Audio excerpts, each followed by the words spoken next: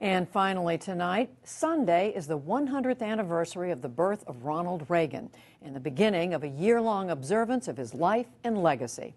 The NewsHour marks the occasion with a look at the political instincts that made Mr. Reagan such an effective presidential candidate in 1980.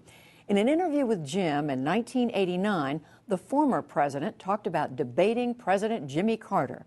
Here's an excerpt.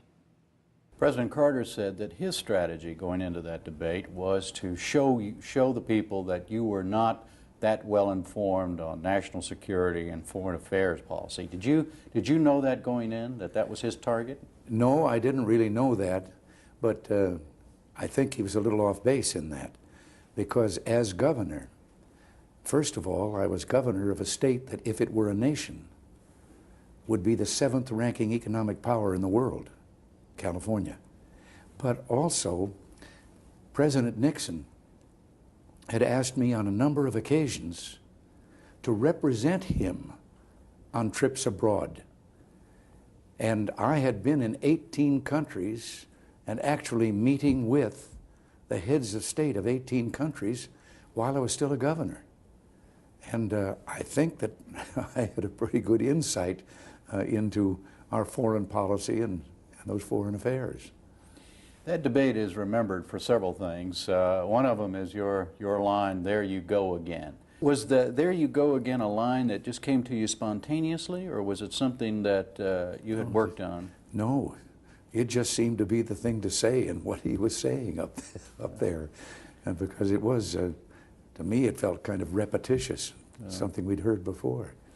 The other thing that came out of that debate was President Carter's statement about his daughter Amy, and that he had talked to his daughter about what the big issue was, and she had said nuclear proliferation, nuclear weapons, nuclear disarmament. What did you, when he said that, as you were standing there on the stage, were you aware of the fact that he had made a terrible mistake? It seemed to me he had, because the whole thing sounded, and I think you could almost feel an attitude from the audience on it, that the president was going to make a major policy based on what a child told him. And I'm sure he didn't have that in mind, but that's the way it came out.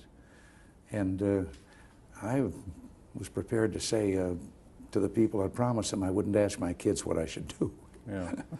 That's how you felt that night. I mean, yes. You knew that when he said it. Generally, how important do you think that debate was to your having defeated President Carter?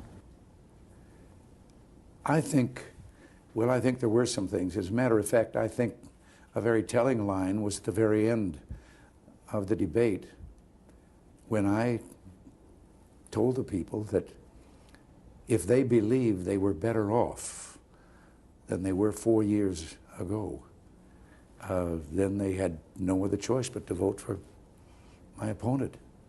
But if they thought they weren't better off and that there were things that could be done, I'd like to offer myself as the candidate for their selection.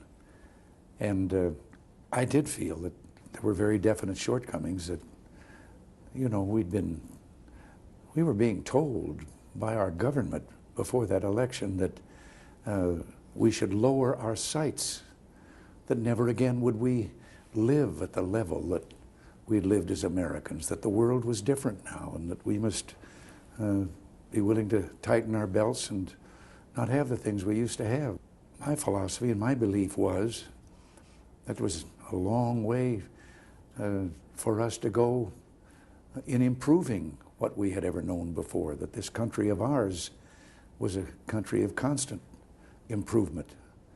And so I thought that, well, what my whole approach was based on the promise of a better America.